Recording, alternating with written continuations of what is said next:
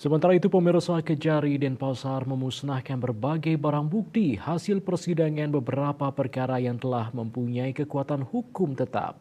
Barang bukti yang dimusnahkan tersebut terdiri atas 384 berkas perkara yang sudah diputus dan berkekuatan hukum tetap periode bulan Maret 2023 sampai dengan September 2023 atas nama-nama terpidana Gustav Adolf Merauje, DKK.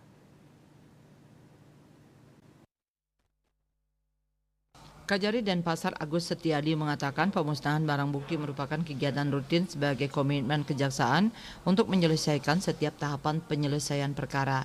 Sebab penanganan perkara tidak hanya mengeksekusi badan saja tetapi juga terhadap barang-barang terkait.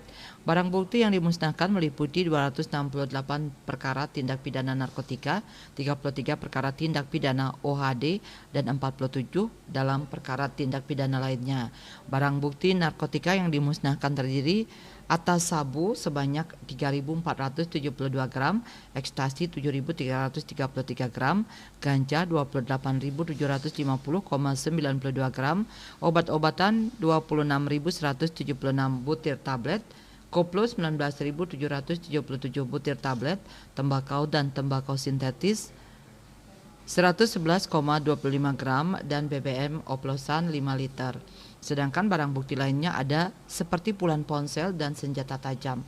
Ada pula 215 buah paket Sudaifu dengan jumlah 56.000 tub, Diktamini 10.800 tub, Cream Forbidden Baijinet 1.680 tub, Mai Guan Kanggao 920 tub, Sao Tangsang dengan jumlah 1.114 tub, dan lain-lain. Mia Bali Post melaporkan.